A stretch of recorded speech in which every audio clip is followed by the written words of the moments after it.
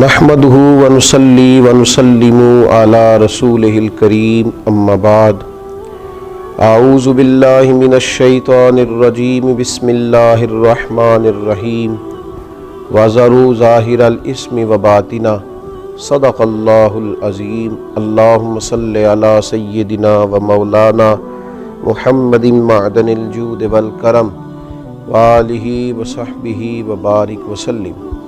حمد و صلات کے بعد ماہ مقدس، ماہ نور و سرور، ماہ رمضان المبارک میں ایک سلسلہ گفتگو روحانی مسائل اور ان کا حل۔ ہمارے ہاں سادہ لو طبقہ یہ سمجھتا ہے کہ روحانی مسائل کا تعلق شاید کالے جادو سے، تعویذ گنڈے سے، بد نظری سے اور کسی شخص کے کسی کے خلاف کوئی عمل کرا دینے سے ہوتا ہے، اور شاید روحانی مسائل کا تعلق جنات، آسیب اور انہی چیزوں کے ساتھ صرف وابستہ ہے۔ حالانکہ ہمارے جو روحانی مسائل ہیں انہوں نے تو ہمارے سارے ظاہری مسائل کو بھی بگاڑ دیا ہے۔ ہمارے دل کے بگاڑ نے ہمارے وجود کے بگاڑ پر اور ہمارے اعمال کے بگاڑ پر بہت بڑا کردار ادا کیا ہے۔ یہ روحانی مسائل کیا ہیں؟ یہ روحانی مسائل دراصل باطنی مسائل ہیں۔ قرآن مجید فرقان حمید ارشاد فرماتا ہے کہ وَذَرُوا ظَاهِرَ الْإِثْمِ وَبَاطِنَهُ، ظاہری گناہ بھی چھوڑ دو اور باطنی گناہ بھی چھوڑ دو۔ صاحب تفسیر ساوی اس کی تفسیر کرتے ہوئے فرماتے ہیں کہ ظاہری گناہ تو انسان کے یہ ہے نا، جیسے معاذ اللہ کسی نے قتل کر دیا، ڈاکہ ڈال دیا، بددیانتی کر لی، خیانت کر لی۔ اور باطنی گناہ یہ ہے کہ اس نے حسد کیا، تکبر کیا، بغض رکھا، بدگمانی کی، برا سوچا، اپنے دل کے اندر اس نے کینہ پروری کی۔ یہ سب وہ باطنی گناہ ہیں جو انسان کے دل کو بگاڑ دیتے ہیں، اس کے باطن کو میلا کچیلا گدلا کر دیتے ہیں۔ انتہائی خوبصورت، نفیس، پڑھے لکھے، صاف ستھرے، سمجھدار، اچھے گھرانے کے لوگوں کو یہ باطنی گناہ اس طرح کا بنا دیتے ہیں کہ وہ ایک خود غرض انسان بن جاتا ہے۔ اس کا رویہ انسانوں کے حق میں انتہائی بد اخلاقی کا ہو جاتا ہے۔ یہ جو باطنی گناہ ہیں، یہ جو باطن کے میل کچیل ہیں، حضرت سیدنا امام غزالی رحمۃ اللہ علیہ فرمایا کرتے تھے ظاہری اعمال کا باطنی اوصاف کے ساتھ خاص تعلق ہے۔ فرماتے ہیں اگر باطن خراب ہو جائے تو ظاہری اعمال بھی خراب ہو جاتے ہیں، اور اگر باطن اجلا ہو، خوبصورت ہو، صاف ستھرا ہو، عاجزی والا ہو، انکساری والا ہو، خیر خواہی والا ہو، اللہ کے بندوں کی محبت والا ہو، اچھی سوچ والا ہو، اس کے اندر یہ ساری خوبصورتیاں موجود ہوں تو پھر انسان کا باطن بھی سنور جاتا ہے۔ ہمارے دلوں کے اندر بعض ایسی چیزیں ہوتی ہیں جو ہمارے لیے انتہائی خطرناک ہوتی ہیں۔ حسد کا سادہ معنی جو ہمارے ہاں کیا جاتا ہے وہ جلنا ہے۔ تو مجھے بتائیے جو آدمی جل رہا ہوگا وہ سکون کیسے پائے گا؟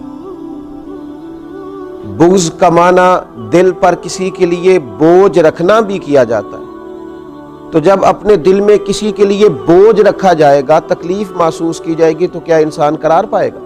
تکبر کا معنی یہ ہے کہ آپ نے اپنے آپ کو بڑا جانا، کسی کو چھوٹا اور حقیر سمجھا، تو جب ہر وقت آپ اپنی بڑائی ہی کے چکر میں پڑے رہیں گے تو کیا دل کو قرار آئے گا؟ تو یہ وہ باطنی اور روحانی مسائل ہیں جو سامنے والے کا تو شاید کچھ نہیں بگاڑتے، لیکن اپنے آپ کو وہ تکلیف میں، اذیت میں، پریشانی میں مبتلا کر دیتے۔ تو ان روحانی مسائل کی معرفت رکھنا، ان کا خیال رکھنا، نبی اکرم نور مجسم صلی اللہ تعالی علیہ وسلم نے فرمایا تمہارے وجود میں گوشت کا ایک لوتھڑا ہے، اگر وہ ٹھیک ہو گیا تو سارا جسم ٹھیک ہو گیا، اگر وہ بگڑ گیا تو ہر چیز ہی بگاڑ دے گا، بگڑ گئی ساری چیزیں۔ یا رسول اللہ صلی اللہ تعالی علیہ وسلم وہ کون سا لوتھڑا ہے؟ تو فرمایا وہ تمہارا دل ہے۔ اگر تمہارے دل کے اوپر میل کچیل ہو، بغض ہو، عداوت ہو، کینہ ہو، حسد ہو، تکبر ہو، بدگمانی ہو تو وہ سارے جسم کو بگاڑ دے گا، تمہیں شدید تکلیف میں مبتلا کر دے گا۔ لیکن اگر دل صاف ہو، اگر دل میں عجز ہو، اگر دل میں محبت ہو، اگر دل میں خلوص ہو، دل میں للہیت ہو، اگر دل کے اندر کسی کے لیے درد ہو، خیر خواہی ہو، تو پھر یہ دل باقی اعمال کو بھی سنوار دے گا۔ اسی لیے امام غزالی رحمۃ اللہ علیہ فرمایا کرتے تھے کہ دل ایک تنے کی طرح ہے، درخت کا جو تنا ہوتا ہے اس کی مانند دل ہے۔ اگر تمہارا دل صاف ہے تو پھر جو اوپر شاخیں لگیں گی تنے کے وہ بھی خوبصورت لگیں گی، پھول لگیں گے، پھل لگیں گے، توانائی ہوگی۔ لیکن اگر دل ہی بگڑ گیا ہے، پاک ہوئے تے پاک ہی ملدا ہی تے بنا پاکوں پاک نہیں ملدا، سارے جسم دے دھون دے نالوں اکو تولا ہے ٹکڑا دل دا۔ اور اقبال کہنے لگے دلے بیدار پیدا کر، کہ دل خوابیدہ ہے جب تک، نہ تیری ضرب ہے کاری نہ میری ضرب ہے کاری۔ دل اگر صاف ہو، یہ جو باطنی ہمارے مسائل ہیں، یہ جو روحانی مسائل ہیں، جب تک ان کا ادراک نہیں ہوتا، اعلیٰ حضرت فاضل بریلوی رحمۃ اللہ علیہ فتاوی رضویہ شریف میں ارشاد فرماتے ہیں کہ جو مسائل ہیں نا علم قلب کے، دل کے جو مسائل ہیں، فرماتے ہیں یہ بھی فرض ہے ان کا سیکھنا بھی۔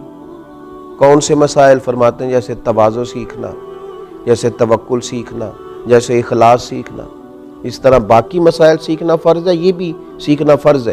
اور فرماتے ہیں جس طرح بہت سے حرام چیزوں کی معلومات ہونی چاہیے کہ یہ ٹھیک نہیں، یہ منع ہے، یہ درست نہیں ہے، اس سے اللہ رسول ناراض ہو جائیں گے، اسی طرح جو محرمات باطنیہ ہیں، یعنی تکبر ہے، ریا ہے، عجب ہے، حسد ہے، ان کی معلومات ہونا بھی ہر مسلمان کے لیے فرض ہے۔ اور پھر آگے چل کے آپ ارشاد فرماتے ہیں عظیم روحانی پیشوا سلسلہ قادریہ کے عظیم روحانی بزرگ اعلیٰ حضرت فاضل بریلوی رحمۃ اللہ علیہ ارشاد فرماتے ہیں جس طرح پنجگانہ نمازوں کی فرضیت جاننا ضروری ہے، اسی طرح حصول اخلاص کا علم ہونا بھی ضروری ہے، اس لیے کہ ہر عمل کی صحت، ہر عمل کا ٹھیک ہونا، اللہ کی بارگاہ میں قبول ہونا اخلاص ہی کی بنیاد پر ہے۔ اگر اخلاص کی معلومات ہی نہ ہوں گی تو یہ وہ روحانی مسئلہ ہے، یہ وہ روحانی مسئلہ ہے جو تمام اعمال کو ضائع کر دے، اکارت ہو جائے گی کی ہوئی ہر ایک نیکی۔ پھر آپ ارشاد فرماتے ہیں جس طرح حلال و حرام کا علم ہونا ضروری ہے، اسی طرح ریاکاری کا پتہ ہونا بھی ضروری ہے۔ فرماتے ہیں بڑے بڑے عابد ہیں، بڑی بڑی بہترین عبادت ہے، پر اپنے دکھاوے کی وجہ سے، ریاکاری کی وجہ سے اس عبادت کو ضائع کر لیتے ہیں۔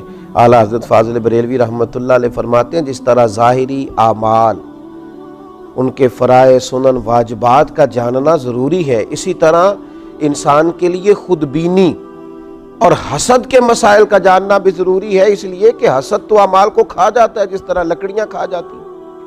یہ جو روحانی مسائل ہیں، یہ جو اندر پنپ رہے ہوتے ہیں، اور امام غزالی رحمۃ اللہ علیہ فرماتے ہیں اس میں تخصیص نہیں کہ یہ تکبر، حسد، بغض، عداوت صرف جہلاء میں ہوتا ہے، کہتے ہیں یہ پڑھے لکھے لوگوں میں بھی ہوتا ہے۔ اس میں تخصیص نہیں کہ یہ صرف غریبوں میں ہوتا ہے، یہ امیروں میں بھی ہوتا ہے، یہ صرف نادانوں میں نہیں ہوتا، سمجھدار لوگوں میں بھی ہوتا ہے۔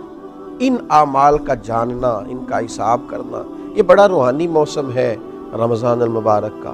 اس مقدس موسم کے اندر جہاں ہم اپنے ظاہری اعمال پر توجہ دیں گے، جس طرح ہم اپنے نماز کو ٹھیک کریں گے، وضو کو ٹھیک کریں گے، جس طرح زکوٰۃ ادا کی جائے گی، اسی طرح روزہ ایک باطنی عمل ہے جو اللہ اور بندے کے درمیان راز ہے۔ تو روزے کے باطنی عمل کے ساتھ ساتھ ہم اپنے باقی اعمال پر بھی توجہ کریں کہ ہمارا دل کہیں حسد کا شکار تو نہیں، بغض کا شکار تو نہیں، عداوت کا شکار تو نہیں، بدگمانی کا شکار تو نہیں، عجب کا شکار تو نہیں۔ اگر دل کے اندر یہ ساری بیماریاں ہوں گی تو یاد رکھیے گا سارے اعمال کے باوجود، ساری نیکیوں کے باوجود انسان نہ قرار پا سکے گا، نہ وہ نیکیاں اللہ کے حضور قبول ہوں گی، نہ اسے کوئی فائدہ ہوگا۔ اپنے ان روحانی مسائل کے حل کے لیے سب سے پہلے کوشش کی جائے، اپنے باطن سے ان قدورتوں کو، ان بیماریوں کو، ان چیزوں کو سب سے پہلے نکالا جائے۔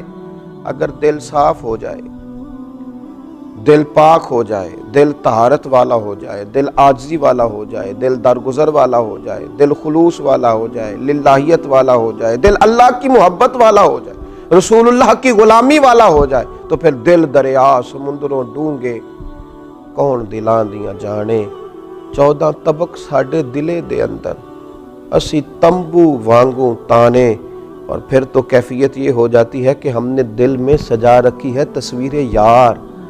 جب یہ ساری بیماریاں نکل گئیں اب ہم نے دل میں سجا رکھی ہے تصویر یار.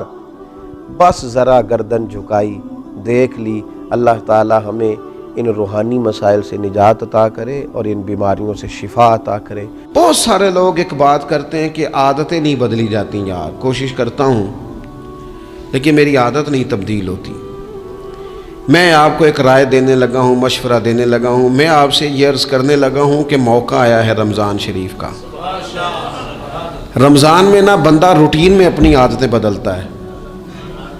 کسی کو سویرے 7 بجے کھانے کی عادت ہے, کسی کو 9 بجے کھانے کی عادت ہے, کوئی صبح ناشتہ نہیں کرتا, دوپہر میں ہی کھاتا ہے. لیکن رمضان آیا تو عادت بدل گئی. 7 بجے والا بھی نہیں کھا رہا, 9 بجے والا بھی نہیں کھا رہا, دوپہر والا بھی نہیں کھا رہا, سارے سحری میں کھا رہے ہیں. عادت بدل گئی, بالکل طبیعت بدل گئی, روٹین چینج ہو گئی. کوئی اٹھ رہا تھا صبح فجر میں اللہ کی توفیق سے, اللہ تعالیٰ معاف فرمائے, تو کچھ ایسے بھی تھے جو 9-10 بجے اٹھ رہے تھے. کچھ الحمدللہ فجر پڑھ کے چلو کسی وجہ سے پھر سو گئے, 10-11 بجے اٹھ رہے تھے, روٹین بدلی ہوئی تھی.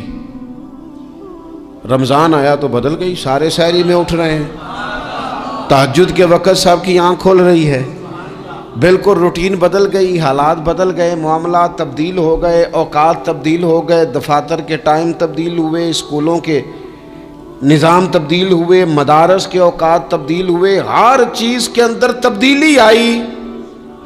معنی کیا ہے کہ اللہ نے تمہیں موقع دیا ہے کہ عادتیں بدلی جا سکتی ہیں, اپنے آپ کو تبدیل کیا جا سکتا ہے, لائف سٹائل کو چینج کیا جا سکتا ہے. یہ موقع آیا ہے. ایک مہینہ ہے پورا, 2-3 دن 4 دن آپ کی روٹین بگڑ جائے نا سونے کی, یعنی روٹین سے ہٹ کے آپ سونا جاگنا شروع کر دیں تو پھر وہی روٹین بن جاتی ہے. پھر اسی ترتیب سے انسان سارے کام کرتا ہے. تو رمضان میں روٹین چینج ہوگی, سارے تہجد میں اور سحری میں اٹھیں گے. تو اللہ کرے نا یہ روٹین قائم رہے. رمضان میں تو اٹھتے تھے سحری کرنے کے لیے, تو اللہ کرے روٹین بن جائے اور سارا سال اٹھیں تہجد کی نماز ادا کرنے کے لیے. اللہ کرے روٹین بن جائے, چیزیں تبدیل ہو جائیں. وہ لوگ جن کو ڈاکٹر کہہ رہے تھے کہ دوائی بھی کھانی ہے اور پرہیز بھی کرنا ہے, تو وہ کہہ رہے تھے جی دوائی کھانا تو آسان ہے, پرہیز کرنا مشکل ہے. تو بدلنے لگی ہے نا روٹین, آ گیا نا رمضان, پرہیز کا ٹائم شروع ہو گیا. لہذا بہترین فائدہ یہ ہوگا کہ رمضان میں پرہیز ہوگی. ڈائٹ پلان بالکل بنایا جا سکتا ہے, اس میں چیزوں کو بالکل مرتب کیا جا سکتا ہے. تو رمضان شریف کے آنے سے پہلے ذہنی طور پر اپنی عادات کی تبدیلی کا پروگرام بنائیں. عادتیں بدل جایا کرتی ہیں. رسول کریم دنیا میں آئے وَيُزَكِّيكُمْ, حضور تزکیہ کرنے تو آئے ہیں, عادتیں بدلنے تو تشریف لائے ہیں. نبی پاک نے صفائی ستھرائی کر دی, ساری ناپاک چیزوں کو نکال دیا.